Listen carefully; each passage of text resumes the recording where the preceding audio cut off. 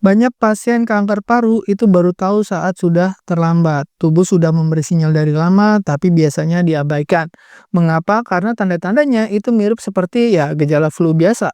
Dan stadium lanjut itu sebenarnya terjadi ketika gejala-gejala yang kita anggap biasa itu sudah terjadi lama. Seperti misalkan pada kasus Pak Joko yang batuk nggak sembuh-sembuh. Batuknya lama disangka hanya radang tenggorokan biasa, hingga akhirnya penasaran dan dilakukan pemeriksaan rongsen, ternyata ditemukan massa di paru kanan sudah stadium 3. Dan itu banyak sekali kejadian pasien kanker paru itu didiagnosis sudah di stadium-stadium akhir. Kenapa? Karena ya hampir 40% pasien kanker paru di seluruh dunia juga mengalami hal yang sama. Ya, mengabaikan gejala-gejala yang dianggap ringan gitu. Jadi diagnosisnya terlambat. Apakah semuanya merokok? Ternyata enggak. Ya, jadi ada juga yang tidak merokok tapi perokok pasif ya, sekitar 20% itu yang tidak merokok. Tapi kalau kita bisa ketemu gejalanya di awal sebelum di stadium lanjut, kita bisa meningkatkan kemungkinan untuk selamat itu 5 kali lipat. Assalamualaikum warahmatullahi wabarakatuh. Saya Dr. Ruli. Di video ini kita akan membahas 7 tanda awal kanker paru yang sering diabaikan. Mungkin Anda saat ini merasa, "Oh, saya tidak ada masalah apa-apa." Tapi kalau Anda mengalami 7 tanda atau gejala ini, sebaiknya mulai periksa. Udah siap pengen tahu apa aja tanda-tandanya? Ayo kita mulai.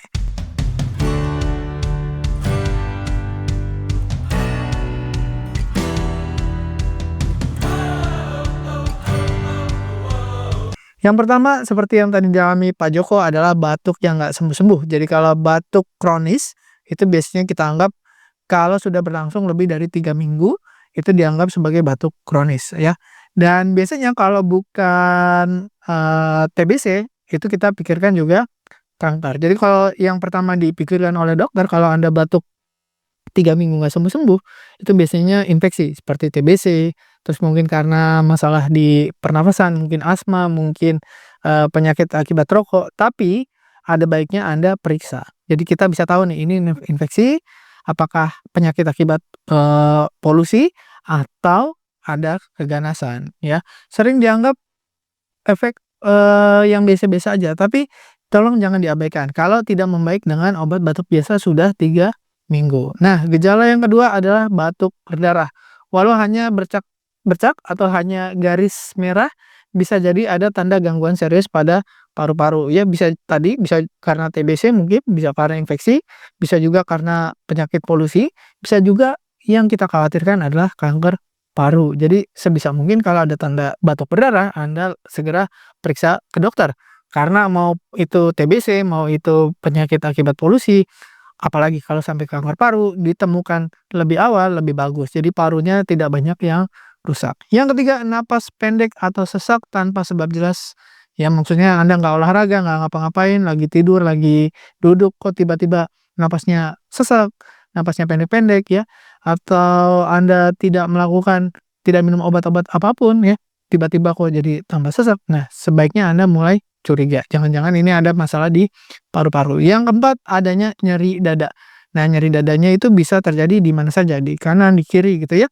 Nah, tapi terutama saat Anda sedang menarik napas, terutama napas dalam. Tarik napas dalam, terasa ada nyeri-nyeri. Nah, yang bisa kadang-kadang menjalar mungkin ke bahu atau ke punggung. Nah, itu kita curiga ya. Apalagi kalau nyerinya tidak hilang-hilang, menetap gitu ya.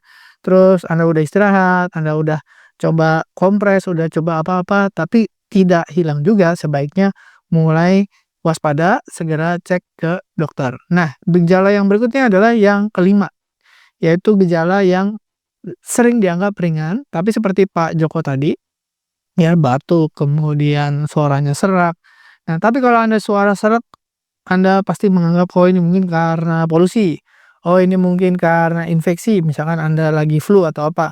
Tapi kalau lebih dari 2 minggu, ya tidak ada perbaikan, Anda sudah minum vitamin, sudah istirahat, sudah pakai obat segala macam, tapi tidak ada perbaikan, bisa jadi ada sesuatu. Bisa jadi karena ada tumor pada pita suara atau pada paru-paru Anda.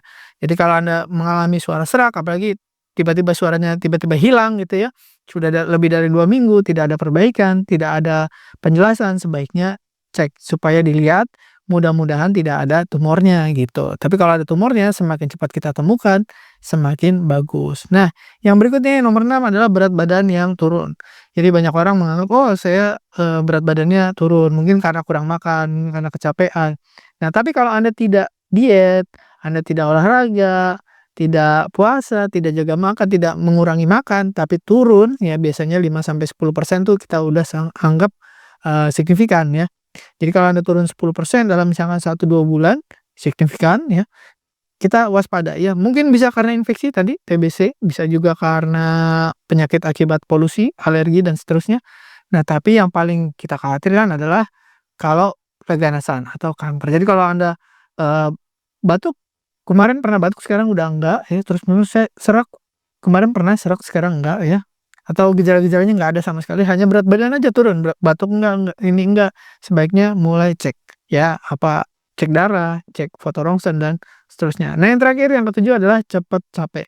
Capek-capeknya ini ekstrim banget ya, nggak ada alasan yang jelas, padahal sudah istirahat, sudah tidur ya, udah macam-macam, tapi tidak membaik juga, tetap aja lemas. Ya sudah makan, sudah apa segala macam dilakukan, tetap bawaannya capek, bawaannya nggak bisa gerak, males segala macam. Nah, hati-hati, coba cek jangan-jangan ini ada keganasan. TBC juga bisa sama seperti itu, tapi kalau TBC, kita masih, memikirkan pakai obat bisa sembuh dalam waktu 6 bulan paling nggak, atau 9 bulan, bahkan setahun.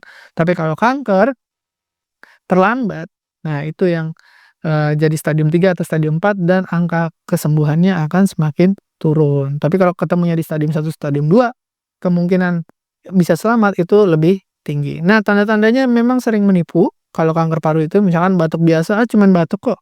Ya, tapi ingat kalau sudah lama, sudah 3 minggu lebih, coba cek ya. "Ah, cuma masuk angin kok, pegel-pegel, capek ya, terus suara serak dan segala macam," ya, berat badan turun dan seterusnya. Ya, atau, "Aduh pasti karena kecapean kerja nih," ya. Tapi kalau udah istirahat, udah tidur segala macam, tapi masih capek juga, ya nggak ada salahnya ngecek ke dokter ya. Kalau gejala-gejala tadi seolah ringan, padahal tubuh kita mungkin sedang berjuang melawan sel ganas yang tumbuh diam-diam, dan ini sering kejadian. Siapa yang harus lebih waspada? Satu, kalau Anda sudah usia di atas 40 tahun. Semakin bertambah umur Anda, terutama sudah masuk usia 40, semakin tinggi resiko Anda mengalami berbagai macam penyakit. Misalkan mulai dari metabolik, terutama juga di kanker. Apakah usia muda tidak bisa kena? Bisa juga, cuman makin tinggi usianya, makin banyak usianya, makin tinggi juga risikonya. Yang kedua, lingkungan kerjanya yang berisiko. Misalkan Anda kena paparan debu, asap, bahan kimia, misalkan Anda kerja di pabrik, di bengkel, atau di dapur gitu ya, yang setiap hari harus terpapar dengan, udara yang kurang bersih. Misalkan ada polusinya, atau bahkan mungkin karena rokok ya, mungkin Anda tidak merokok tapi sebelah-sebelahnya merokok, apalagi kalau Anda perokok berat.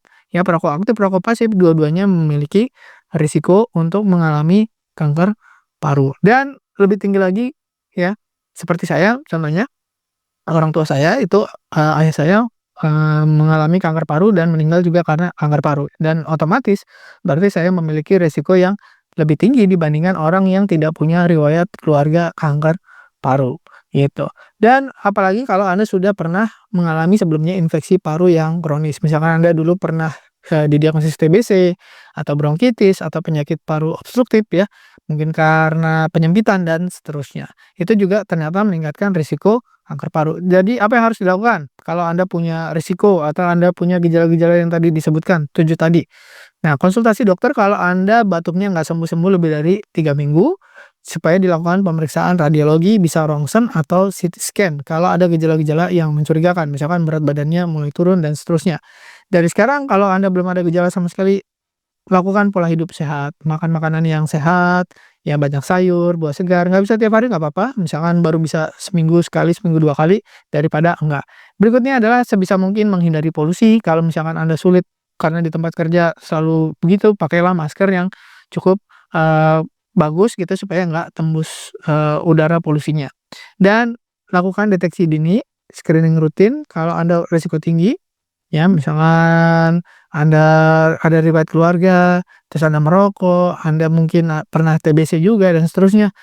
Sekarang sering batuk-batuk ya, waktu dicek tidak ada apa-apa, tidak ada kelainan, tapi sebaiknya diulang. Misalkan setahun sekali cek lagi ya, foto rongsen lagi, siapa tahu, sudah perbaikan atau justru malah makin memburuk. Jadi deteksi dini itu sebenarnya bagus banget untuk meningkatkan harapan hidup dan mulailah curiga untuk bisa selamat. Kanker paru itu bukan pembunuh yang mendadak, jadi dia nggak langsung ada gitu ya, dia tumbuhnya perlahan, tapi gejalanya minimal, gejalanya ringan, sampai banyak orang taunya itu biasanya kalau sudah terlambat. Jadi yang membunuh adalah perasaan kita meremehkan diri sendiri, tidak menghargai diri sendiri. Jadi kenali dulu tanda-tanda awalnya yang 7 tadi, periksa kalau ada kecurigaan, dan kalau belum ada gejala tidak perlu periksa, tapi jaga kesehatan paru dari sekarang. Mengenali lebih awal bisa menyelamatkan nyawa Anda.